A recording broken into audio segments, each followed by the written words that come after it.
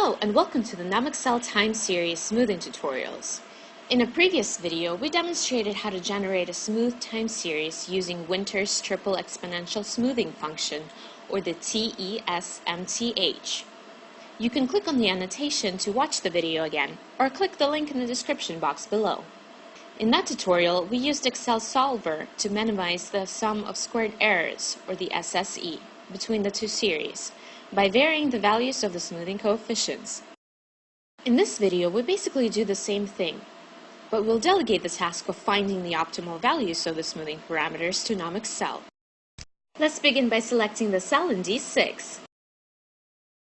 In the formula toolbar, type TESMTH and click on the FX button on the left to bring up the dialog box.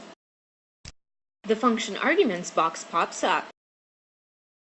In the X field, select the cell's range for the input data. Then lock the starting cell to allow us to copy the formula later on. Set the chronological order of the time series to 1 for ascending. You can leave the alpha, beta, and gamma fields blank, or provide the optimizer with initial values. For the season length field, or L, select the cell in D4. Then lock it for row and column movement. Under Optimize, type True. Lastly, in the Forecast Horizon field, or T, select A6. Now click OK. Note that the triple exponential smoothing function requires an input data set larger than the length of one season, which is 12 months, or it would return NA. Now copy the formula to the rows below it. And let's plot the smooth time series next to your original data. Finally, we'll compute the sum of squared errors, which is a measure of goodness of fit. Select the cell in G5. In the formula bar, type SSE and click on the FX button on the left to invoke a dialog box.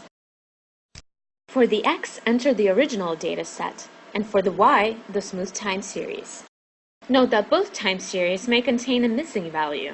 Internally, the SSE function will remove any pair of values that have any missing data. And there you go. The calculated SSE is lower than the one we computed earlier. This is due primarily to the fact that NumXL computes different values for the smoothing factors set at each data point. Nevertheless, once we pass the end of the data set, the same set of smoothing parameters values is used, and our forecast matches the one we had in the previous tutorial. In short, delegating the task of finding optimal values of the coefficient parameters to NumXL makes the forecast a lot easier to do. That is it for now. Thank you for watching.